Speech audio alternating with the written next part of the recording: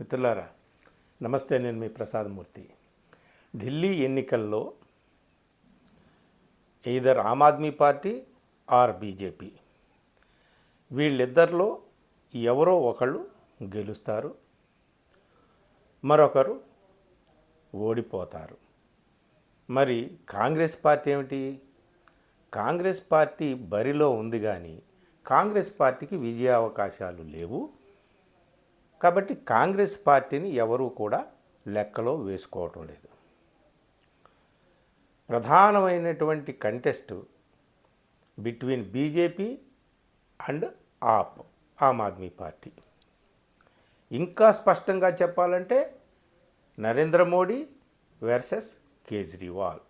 Fight between Narendra Modi and Kejriwal. ఇది so పరిస్థితి ఇలా ఉందండి.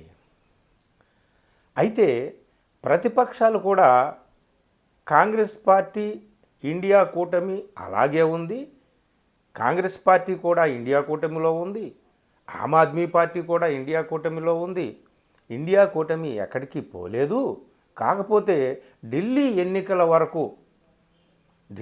ఎన్నికలకు సంబంధించినంత వరకు మేము ఏ రాష్ట్రంలో ఏ ప్రాంతీయ పార్టీ బలంగా ఉంటుందో ఆ ప్రాంతీయ పార్టీకి మద్దతు ఇవ్వాలి అనేటటువంటి ఒక ప్రైమరీ పాలసీ ఒకటి మాకుంది ఇండియా కూటమిలో. దాని ప్రకారం ఢిల్లీలో ఆమ్ ఆద్మీ పార్టీ గతంలో ప్రభుత్వంలో ఉంది కాబట్టి సో ఇప్పుడు కూడా ఆ పార్టీకి మద్దతు ఇవ్వడం అనేటటువంటిది మా నైతిక బాధ్యత అని అఖిలేష్ యాదవ్ లాంటి వాళ్ళు, ప్రతిపక్షాలకు సంబంధించినటువంటి వాళ్ళు చెబుతున్నారు. సో ప్రస్తుతానికి ఇండియా కూటమిలో ఉన్నటువంటి ప్రతిపక్షాల్లో బలమైనటువంటి పక్షాలు ఢిల్లీలో ఆమ్ ఆద్మీ పార్టీకి మాత్రమే మద్దతు ఇస్తున్నాయి. ఇవన్నీ పక్కన పెడితే విన్నింగ్ ఛాన్సెస్ ఎవరికి ఉన్నాయి అనేటటువంటిది ఒకటి చర్చ.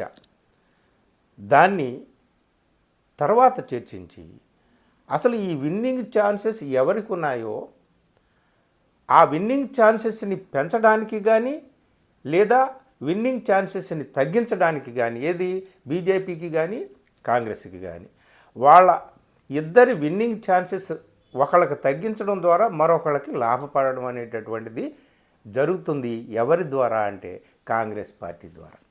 అసలు కాంగ్రెస్ పార్టీ అక్కడ ఉనికిలోనే లేదు. కాంగ్రెస్ పార్టీ ఇంపాక్ట్ అనేటటువంటిది ఈ ఎన్నికల్లో ఏమీ ఉండదు. కాంగ్రెస్ పార్టీ ఓటర్లను ప్రభావితం చేయలేదు.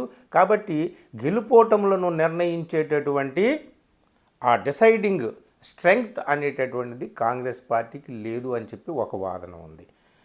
ఈ రెండు వాదనలు ఏమిటనేటటువంటిది చూద్దాము. అయితే ప్రస్తుతం బీజేపీ వారు అనుకుంటున్నది ఏమిటి, ఆమ్ ఆద్మీ పార్టీ అనుకుంటున్నది ఏమిటి ఒకసారి చర్చించి తర్వాత కాంగ్రెస్ పార్టీ ఏం చేయగలదు ఈ ఎన్నికల్లో అనేటటువంటి దాన్ని తర్వాత నేను మీకు చెబుతాను. అది ఈ వీడియోలో నేను చర్చించాల్సినటువంటి విషయం. అందరి దృష్టి ఢిల్లీ మీద ఉంది. ఢిల్లీ చిన్నదే కావచ్చు, కానీ ఢిల్లీ ఫలితాలు మొత్తం దేశంలో మొత్తం అధికార పక్షానికి విపక్షానికి మధ్యనున్నటువంటి సంబంధ బాంధవ్యాలని నిర్ణయిస్తుంది. అలాగే ప్రతిపక్షాల కూటమి ఐక్యతను ఈ ఢిల్లీ ఎన్నికల ఫలితం నిర్ణయిస్తుంది. మొత్తం కాంగ్రెస్ పార్టీ యొక్క ఉనికిని భవిష్యత్తును కూడా ఈ ఎన్నిక నిర్ణయిస్తుంది అనేటటువంటి విశ్లేషణలు వ్యాఖ్యానాలు సాగుతున్న నేపథ్యంలో ఈ వీడియో చాలా కీలకంగా నేను ఇక్కడ మాట్లాడదలుచుకున్నాను. మిత్రులారా, ఒకటి ఏమిటంటే బీజేపీ ఆలోచిస్తున్నది ఏమిటయ్యా అంటే అక్కడ ఆమ్ ఆద్మీ పార్టీ కాంగ్రెస్ పార్టీ రెండు కొట్టుకుంటున్నాయి. విపక్షాల మధ్య ఐక్యత లేదు. ఇండియా అనేటటువంటిది ఛిన్నమైపోయింది, ఛిద్రమైపోయింది, నాశనం అయిపోయింది ఇండియా కూటమి. ఇండియా అంటే కాబట్టి అటు కాంగ్రెస్ ఇటు ఆమ్ ఆద్మీ పార్టీ చీలిపోయి ఉన్నారు. కాబట్టి మాకు ఇక్కడ లాభం కలుగుతుంది అనేటటువంటిది బీజేపీది ఫస్ట్ పాయింట్. ఓటింగ్ శాతం దగ్గర నుంచి తీసుకుంటే ఒకప్పుడు వస్తే 93లో ఢిల్లీ రాష్ట్రం ఏర్పడిన తర్వాత కొన్ని సంవత్సరాలు బీజేపీ అక్కడ హయాం నడిచిన తర్వాత 3 దఫాలుగా దాదాపు 15 ఏళ్ళు కాంగ్రెస్ పార్టీ అక్కడ ఘనంగా పరిపాలించినటువంటి చరిత్ర ఉంది. ఆ చరిత్ర తర్వాత కనుమరుగయింది ఆమ్ ఆద్మీ పార్టీ రంగంలోకి వచ్చాక. ముఖ్యంగా అరవింద్ కేజ్రీవాల్ అక్కడ యూపీఏ ప్రభుత్వానికి వ్యతిరేకంగా పోరాటం, అన్నా హజారే పోరాటంలో కేజ్రీవాల్ కూడా కీలక పాత్ర పోషించడం ద్వారా దాన్ని తనకు అనుకూలంగా ఆయన మలుచుకొని అక్కడ ఆయన వచ్చాడు. బీజేపీ ఎలాగో రంగంలో ఉంది. కాకపోతే క్రమక్రమంగా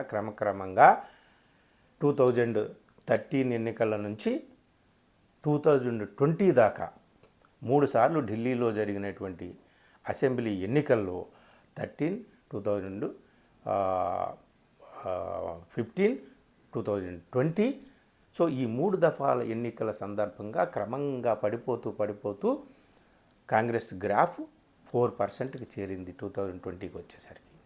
దీన్ని ఇలా పక్కన పెట్టండి. కాబట్టి కాంగ్రెస్ పార్టీ కొద్దు గొప్ప బీజేపీ ఓట్ల శాతం అంతగా పడలేదు. అందుకనే బీజేపీ ఆశిస్తున్నది ఏమిటంటే కాంగ్రెస్ పార్టీ ఏమాత్రం ఓట్లను చీల్చినా కాంగ్రెస్ పార్టీ మాకు బీజేపీకి వ్యతిరేకం, ఆర్ఎస్ఎస్కి వ్యతిరేకం కాబట్టి కాంగ్రెస్ పార్టీ ఏమైనా ఓట్లు చీలిస్తే మా ఓట్లు చీల్చలేదు, చీలిస్తే ఆమ్ ఆద్మీ పార్టీ ఓట్లు మాత్రమే చీలుస్తుంది. కాబట్టి ఒక 3-4% అటు ఇటు తారుమారైనా ఇక మాకు అధికారం హస్తగతం అవుతుంది ఢిల్లీలో. ఎలాగూ లోక్సభలో అటు బీజేపీకి, అసెంబ్లీలో ఇటు కేజ్రీవాల్కి అనుకూలంగా ప్రజలు ఓట్లు వేస్తున్నారు కాబట్టి ఇప్పటికే లిక్కర్ స్కామ్ లాంటి వాటిలో ఇక్కడ ఢిల్లీ ముఖ్యమంత్రి నుంచి, ఉప ముఖ్యమంత్రి నుంచి, ఆయన ఎంపీల నుంచి అందరూ కూడా ఇరుక్కొని ఉన్నారు కాబట్టి అఫ్కోర్స్ వాళ్ళ మీద దోష నిర్ధారణ ఏమీ జరగకపోయినా అవన్నీ కూడా ఫ్యాక్టర్స్గా పనిచేసి మాకు అనుకూలంగా పనిచేసేటటువంటి అవకాశం ఉందని బీజేపీ వాళ్ళు అనుకుంటున్నారు. అన్నిటికంటే ఎక్కువగా ఏంటంటే యాంటీ ఇన్కంబెన్సీ ఇన్నిసార్లు అధికారంలో ఉంది కాబట్టి కేజ్రీవాల్ ప్రభుత్వం, ఆమ్ ఆద్మీ పార్టీ, సో కాబట్టి వాళ్ళకి ఆ ప్రభుత్వ వ్యతిరేకత అనేది సహజంగా ఏర్పడేటటువంటి ఆ వ్యతిరేకత అనేటటువంటిది మాకు అనుకూలిస్తుందని చెప్పేసి బీజేపీ వాళ్ళు అనుకుంటున్నారనమాట. ఇక ఆమ్ ఆద్మీ పార్టీ ఏమనుకుంటుంది, కాంగ్రెస్ వాళ్ళు ఎక్కడికి వెళ్ళాలో, ఎంత కింద స్థాయికి వెళ్ళాలో అంత కింద స్థాయికి వెళ్ళిపోయారు. ఢిల్లీ వరకు వాళ్ళకు ఓటు బ్యాంకు లేదు, వాళ్ళు మా విజయాన్ని ప్రభావితం చేయలేరు.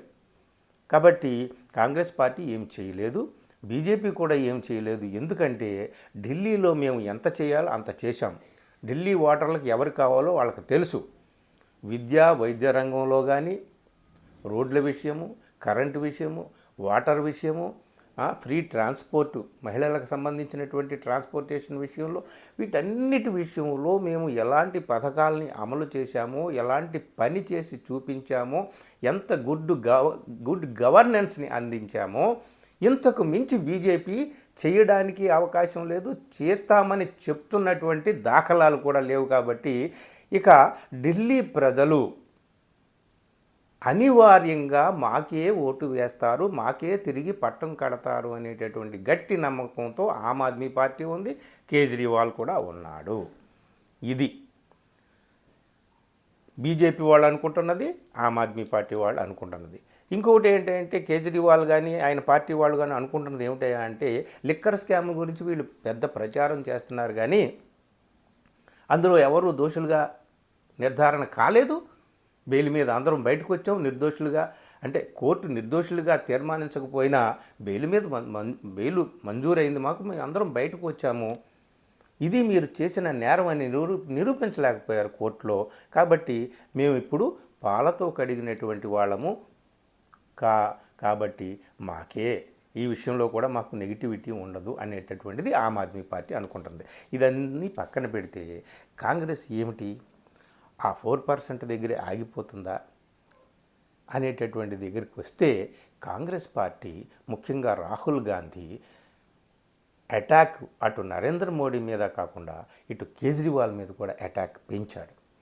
ఇంకొకటి ఏమిటంటే నరేంద్ర మోడీకి కేజ్రీవాల్కి భావ సారూప్యత ఎక్కువగా ఉంది, సైద్ధాంతికమైనటువంటి సారూప్యత ఎక్కువ ఉంది, భావజాలంలో వాళ్ళ సారూప్యత ఎక్కువ ఉంది అని నిరూపించడానికి ఈ మధ్య ఆయన సభల్లో చాలా తీవ్రమైనటువంటి దాడి కేజ్రీవాల్ మీద చేస్తున్నాడు.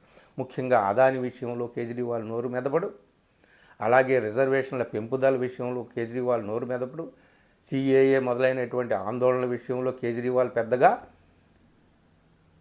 వ్యతిరేకించినటువంటిది లేదు.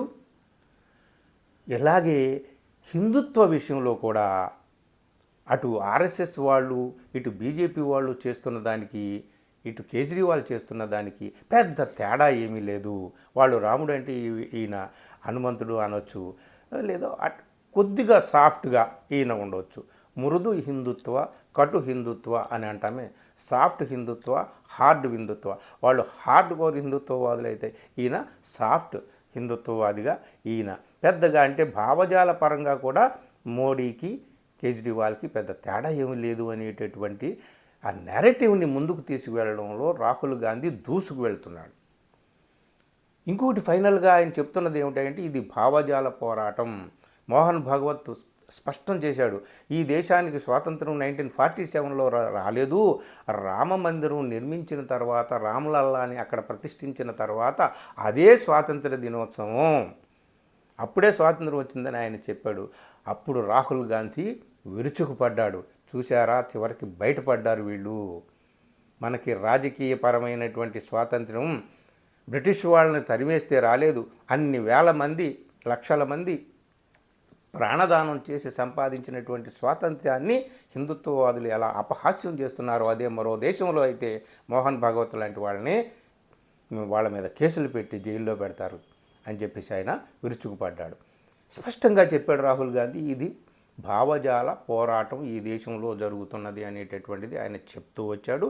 ఇంకా స్పష్టంగా చెప్పాడు. ఇంకొకటి, కాంగ్రెస్కి ఇప్పటికీ కూడా బలహీన వర్గాల్లో కానీ, దళితులు, మైనారిటీల్లో కానీ పూర్తిగా 100% అని చెప్పలేం, కానీ చాలా మంచి బలమే ఉంది ఈ దేశంలో.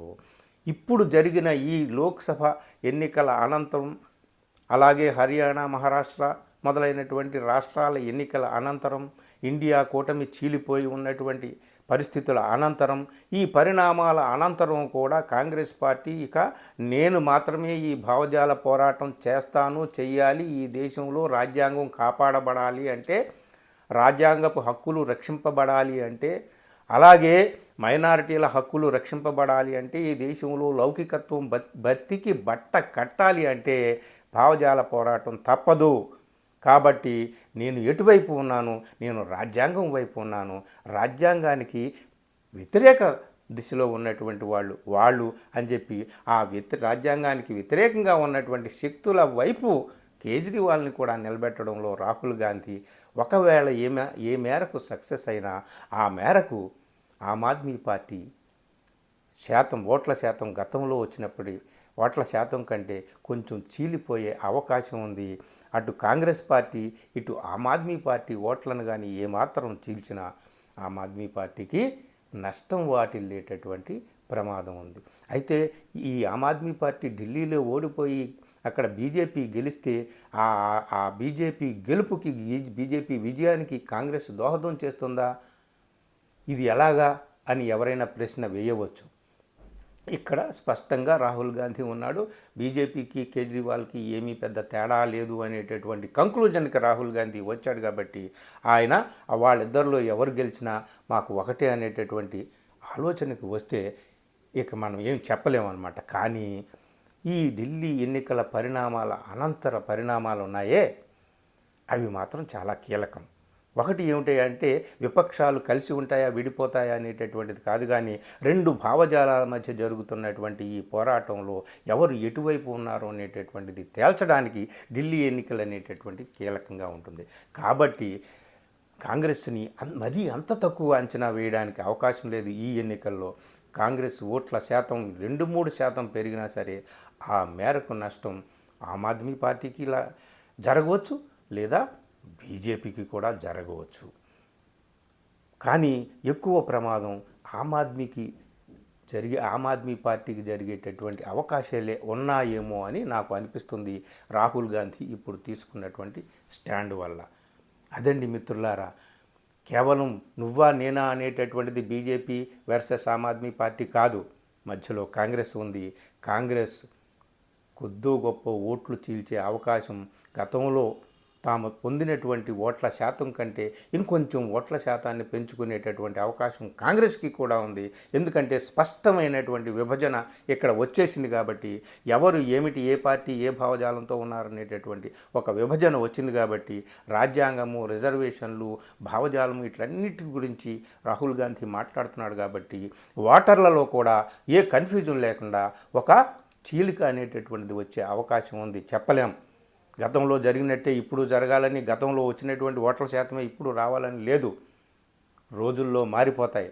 ఓటర్ల మైండ్ ఏ విధంగా మలచబడుతుంది, చెక్కబడుతుంది, ఏ విధంగా తీర్చిదిద్దబడుతుంది అనేటటువంటిది ఇప్పుడు గత కొద్ది రోజులుగా రాహుల్ గాంధీ మాట్లాడుతున్నటువంటి మాటలు, ఇటు కేజ్రీవాల్ అటు మోడీ మాట్లాడుతున్నటువంటి మాటలు చూస్తుంటుంటే ఏవో కీలకమైనటువంటి పరిణామమే ఢిల్లీలో సంభవించనుంది. చూడాలి ఏం జరుగుతుందో మిత్రులారా. ప్రస్తుతానికి ఇది కాంగ్రెస్ని అంత తక్కువ అంచనా వేయడానికి అవకాశం లేదు. అది ఎవరి ఓట్లు చీలుస్తుందా అనేటటువంటి దాని మీదే అక్కడ జయాపజయాలు ఆధారపడి ఉన్నాయి. ఇది మిత్రులారా. ఈ వీడియో మీకు నచ్చితే మిత్రులకు షేర్ చేయండి. అలాగే నా ఛానల్ని సబ్స్క్రైబ్ చేయండి. Thank you very much.